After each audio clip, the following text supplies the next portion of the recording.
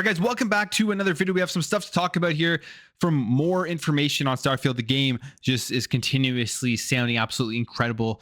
It's going to be a generational game, as I said multiple times on this channel. And we have some stuff going into like the gameplay and the scope of the game, all from the IGN Unlocked podcast. So they got actually a 1 hour hands-on with that. We have some more information as well as the VR market in Xbox and PlayStation 5, and potentially a new bundle that they are releasing, which I think is pretty interesting what they're trying to do here with this bundle that is very similar to previous bundles and what they've tried to do, which is kind of increase numbers for software. But we'll get into that in a little bit. But first, let's jump in here talking about Starfield. So IGN got an hour hands-on with Starfield, and they talked about this during the IGN Unlocked podcast. And we have a nice breakdown of the things that they did talk about here from Hazardor Gaming. And it is sounding just insane. The scope, everything, they're very impressed about it. And one thing right off of the bat, which I think is a very good thing that people were questioning and wondering, was the gameplay, and where was this gameplay being shown, and are they going to be highlighting this gameplay on the Xbox Series X? This is something that I've said ever since the whole thing that happened with Redfall is going forward. Xbox really needs to be showing off gameplay from the Xbox Series X. That's where people want to see where the base is going to be in terms of a gameplay perspective. What can they expect from frames per second, resolution, graphical fidelity, all of that type of stuff. And with the IGN 1 hour hands-on with IGN, it was shown on the Xbox Series X. As we know, 4K 30 FPS is what that console is going to be getting. They also say here that scale and scope is insane, and from what they showed at Direct and they played, that absolutely comes across. I mean, the Direct itself, 45 minutes long, I think for me at least, but for a lot of people, was far longer and far greater than what people expected it to be. It just kept going. They kept jumping into every mechanic that you're going to be able to do in this game. And I'm guessing there's even stuff in there that they didn't go over. But just from that 45-minute video, it is insane how much there is to do, how huge the scope is. It's like games inside of one game. I have a feeling that there's going to be people out there that after a year that this game has been out, they have hundreds of hours in it, have not even come close to finishing the main quests of this game, because there's going to be just so many other little things you can do and still have so much fun without actually going off and finishing some of the quests that you're going to be going through. So that part is very cool. I know for me personally, I am going to be finishing off all of the quests and the main quest, and then going on just exploring, especially with the space combat and the dogfighting, and as well as trying to take over as many ships as possible and add them to my fleet. Very excited for that. Now, it says here people are going to be playing Starfield for years. Well, I mean, of course, and you look at Skyrim, they're still playing Skyrim. And I feel like Starfield is going to be, as I've said, generational, going to be a game people are going to continuously having tons of time into throughout the rest of the life cycle of the Series X and the Series S, and even going into the next generation of consoles. We will probably see like those anniversary editions released, the upgraded editions, whatever it is, all the stuff they've done with Skyrim, they're going to do that same thing, I think, with Starfield. So this will be a game that lasts 10 plus years. I could definitely see that happening. It says here, tons of background choices that can be changed. That's great to hear. They didn't get a chance to experience the story and was running around doing other stuff. And exactly to my previous point, I mean, there's going to be a lot of people that may not experience the story that fast. They're just going to be doing many different things that are available in this game. No multiplayer, single player expansion pack there is. On ships, gravity takes effect, making combat fun. That's cool to see. Melee axe combat is fun. It feels like No Man's Sky 2 with Bethesda Game Studios role-playing story game on top of it, like Fallout and Skyrim combined. Now, comparing this to No Man's Sky has been something that a huge controversy, because you see a lot of the fanboys out there on the PlayStation side basically just saying this game's already been released. It is No Man's Sky. But the big differentiating factor here that No Man's Sky absolutely will not have are those huge RPG elements that Bethesda brings to it. And I think that is one of the main things. Well, that is the main thing that people are excited when they hear about Starfield, having that huge, vast open world in space, and then all of the role-playing elements into it. It is far and away, I think, going to be better and different than a No Man's Sky. No Man's Sky 2 could be literally anything, because I've played No Man's Sky. It is a huge game, huge in scope.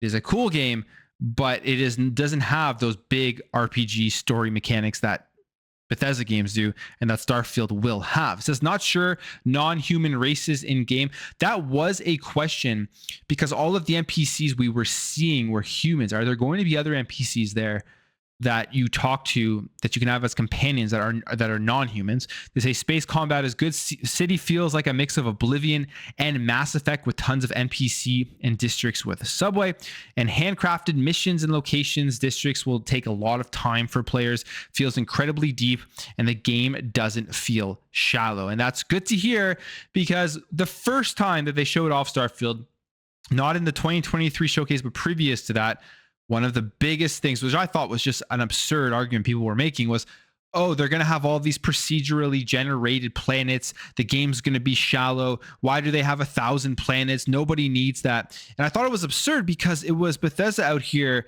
giving people that choice to have unlimited exploration, essentially. But obviously they were still going to have those handcrafted planets and have very deep storytelling and very deep missions within the main game, within the main missions and the side quests. And they're saying here that that looks like it is going to be true from their 1 hour hands-on with Starfield. Now, 1 hour, who knows how much you can actually do in 1 hour with Starfield with how big it is, but more just positive, exciting news leading up to the release of this game in September. Now, there is another thing here that kind of is going to show off parts of this game, and that is there is this leaked picture here of the actual smartwatch from the game that you're going to be wearing as your character, and if you get the collector's edition, you're actually going to be wearing in real life. And it says here that you can apparently get sick in this game because you can see it says soreness and cough and the different states that you're going to be in. So that's pretty cool. And I wonder how that's going to play in with your actual watch if you get the collector's edition. If you actually are seeing this up on in the game, is it going to, if you look at your physical watch, is it going to vibrate or something, and you're going to be able to actually see the condition of your player, which is why I pre-ordered that special edition because I need to get my hands on this watch. But very cool. We're getting more and more information about this game. Obviously, this is going to continue to trickle out as the months go on with Starfield. So continue to keep your eyes open because they're going to have marketing campaigns and all of that type of stuff to the September release. Now we will jump over here to VR. As we know, PlayStation is big in VR. PSVR 2. I have PSVR 2.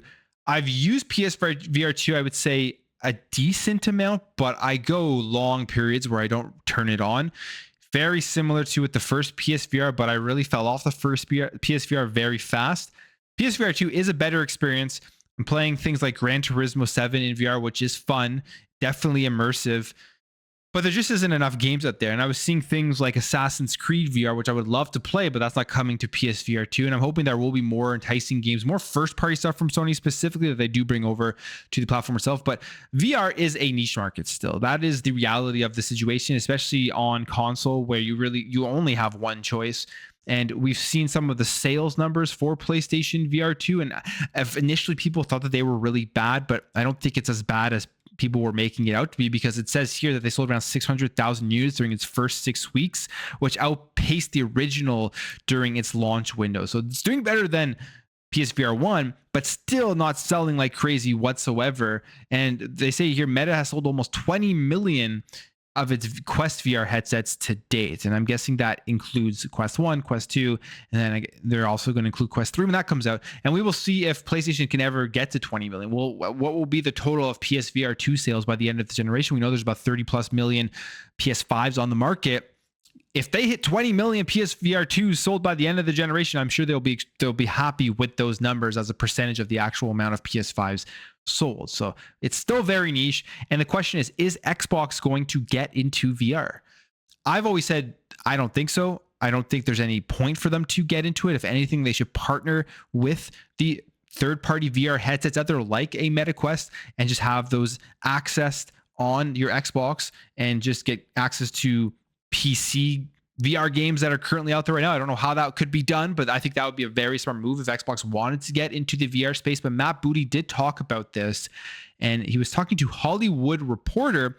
And first thing here that he mentions is that Xbox games need to reach around 10 million players to be successful. Now, this isn't 10 million copies sold, because they have their games on Game Pass. If 10 million people play it on Game Pass, I'm assuming they also consider that successful. He specifically says, I think for us, it's just a bit of wait until there's an audience there. We're very fortunate that we have got these big IPs that have turned into ongoing franchises with big communities. We have 10 games that have achieved over 10 million players life to date, which is a pretty big accomplishment. But that's the kind of scale that we need to see success for the game. And it's not quite there yet with AR and VR. So according to Microsoft, the market isn't there in the AR and VR space yet. So don't expect a VR headset from Xbox anytime soon.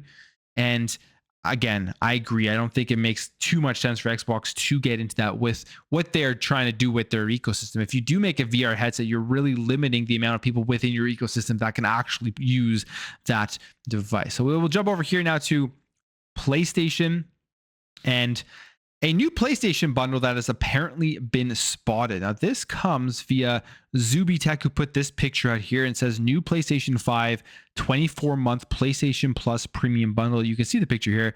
Just says PlayStation, and you get 24 months into the highest tier of their subscription service. And this, to me, is a very interesting thing. I think this is actually a good deal. If you get a PS5, I would opt for 24 months of PlayStation Plus Premium over any of the other bundles that come with God of War, or a bundle that comes with Horizon, or anything. That I would opt for this one because you're getting access to subscription, where you're getting tons of games right off the bat. You literally can just purchase that. Don't have to worry about picking up any other games. You're going to be perfectly fine playing what's in PlayStation Plus Premium for a relatively long time. The reality is that subscription service has gotten better. It isn't bad. It's not as good as Xbox Game Pass. I don't think it's anywhere near that, to be realistic, especially because it doesn't have day one first party games, but the service is good. It isn't a bad service, and PlayStation Plus Premium will keep people occupied. So this bundle here, I think, is a great deal if it is actually true, right? There's no confirmation of this, but I find it interesting because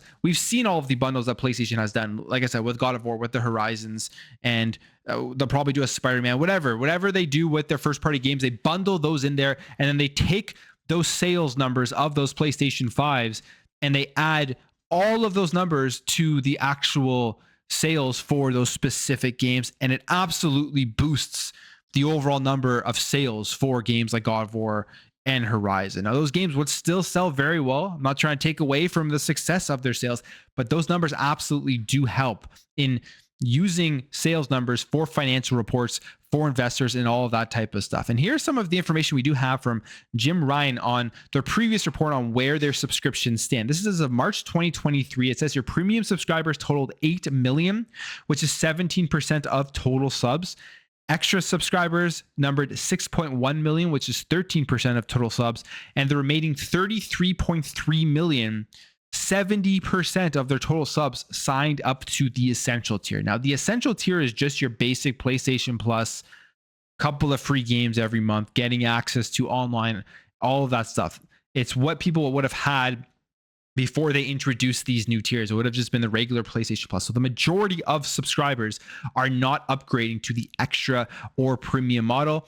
But if you add this in here, 24 months people will be getting of PlayStation Plus Premium. PlayStation is going to be able to take PS5s that sell, and they're going to be able to get all of those users as numbers to be able to report to investors, to be able to report to their financials for 2 years and show, I would say, a growth in PlayStation Plus Premium. I think it will have an effect on it, and I think that's one of the reasons why this is a very smart move from PlayStation. So we'll see if this happens. We'll see if this console actually does get announced or gets released. Right now, it is still just a rumor. But I am going to leave the video there, guys. Let me know what you think about all of the stuff from the Starfield information that came out from the 1 hour hands-on from IGN. Do you think Xbox should get into VR? I know I've asked that question multiple times on this channel, but as time goes on, opinions may change. Do you think that they should eventually get into AR or VR? And what do you think about that 24-month addition to the PlayStation 5 bundle? If it does come true, do you think it's a good bundle? And would you consider purchasing that bundle over one of their other ones? If you did enjoy this video, hit that thumbs up. If you are new here, hit that subscribe, and I'll catch you guys in the next video.